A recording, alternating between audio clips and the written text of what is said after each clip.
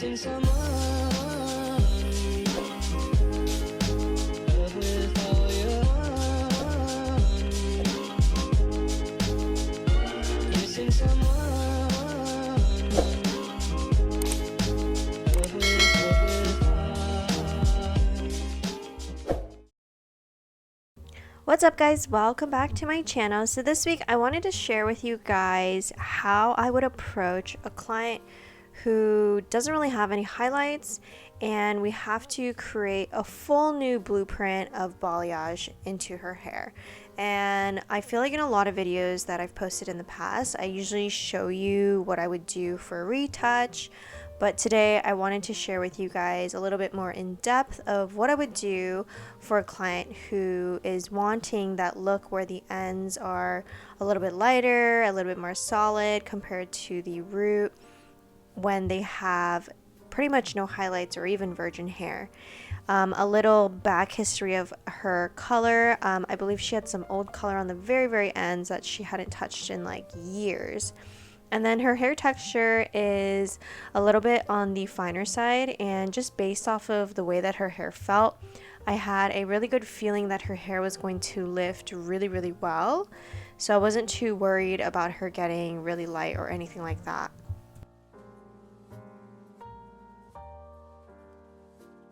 So just like I would do my retouches, if you guys are new here, I like to do a detailed hairline piece just to kind of break this up. And then this is also going to be part of her money piece.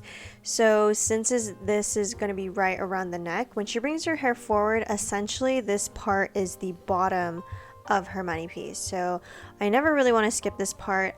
Even if a client does a partial, I like to do this part because I feel like it connects to the front anyways. Otherwise, if I totally skip this part right around the nape, she would have a black hole right where her money piece connects to the front. So I always like to pay extra attention and detail to that part just for that reason.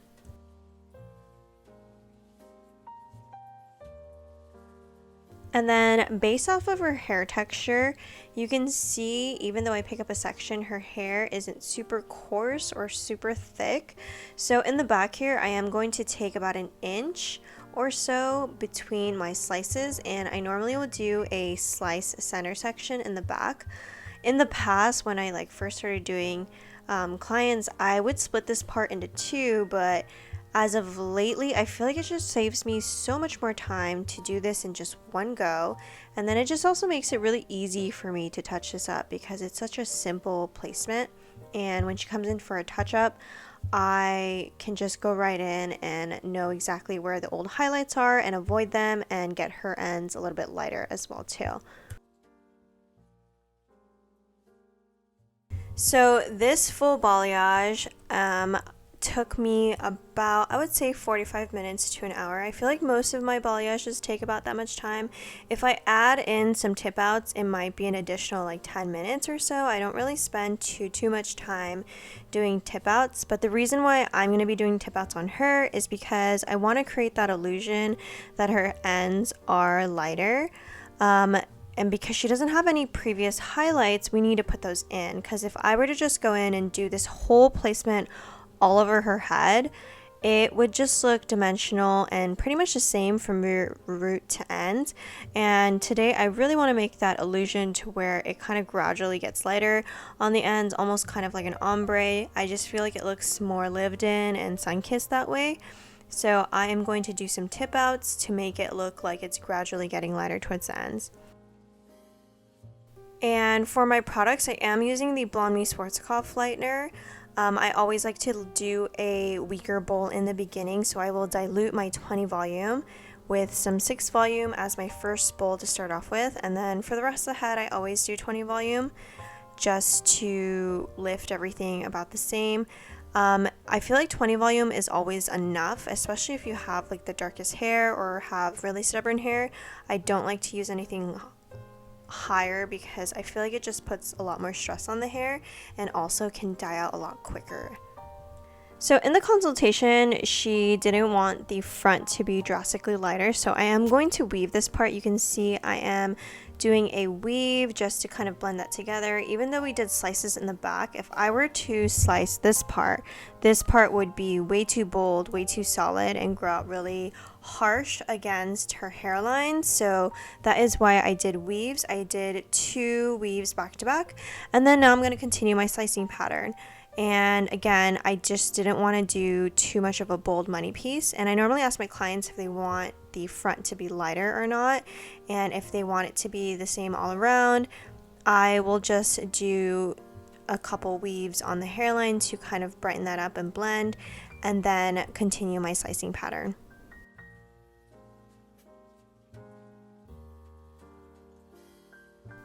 So again, here you can see I only did 1 weave on the side to connect that front piece, and then now I'm just doing 1 weave on right above the ear, and then after that I'm going to continue my slicing pattern up the head as I reach that center section.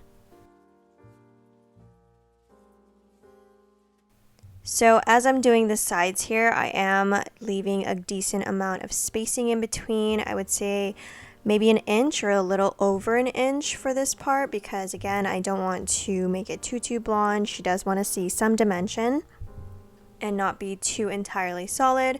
So I am leaving that much negative space in between my slices for the side.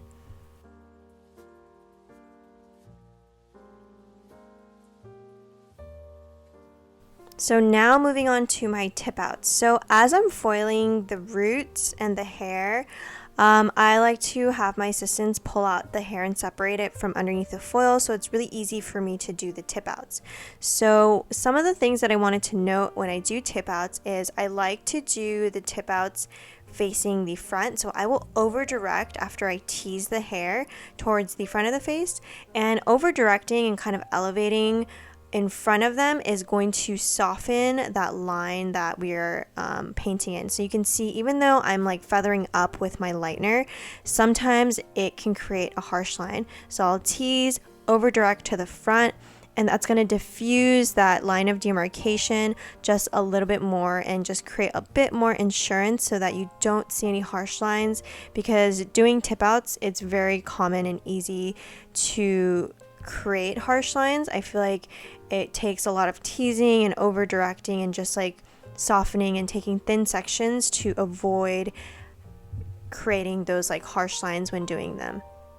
So yeah, I generally will do a combination. I'll do like a tease, over direction, and sometimes if my section is too thick, like I can't see through it, I will even weave it after I've teased and over directed it, just to create even more insurance that my line and my teases are blended well enough, because I really don't want to see any lines, especially in the tip outs. I just feel like it looks really unnatural if you have lines in your tip outs after you've done the whole color.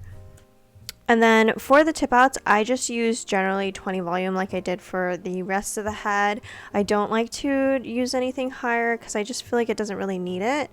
And I find that using 20 volume is just fine for me. So now we are pulling out her foils. She lifted extremely well. And some tips on like rinsing out foils when they're ready, and especially like the tip outs, is I'll rinse out the ends of where the lightener is and keeping the teased part dry.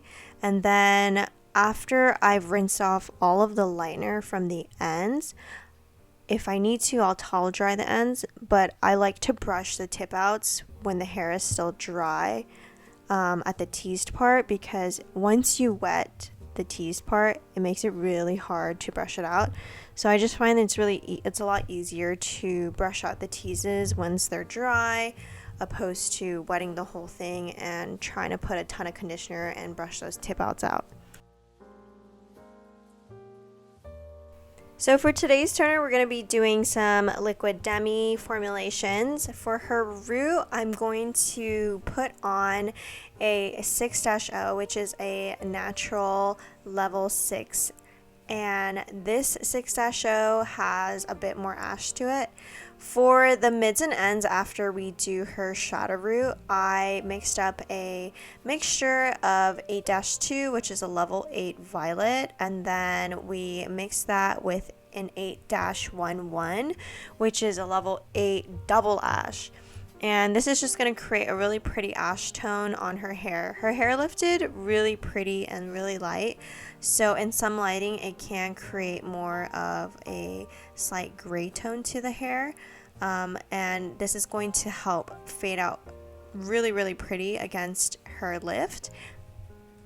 But after we were done applying the toner, I probably let this sit for about like 10 minutes and then rinsed it off. Alrighty guys, so here is the finished look with this ash blonde. You can see by doing those tip outs how soft that graduation is from the root to the ends, and it definitely gives that illusion that the ends are a lot lighter and bolder.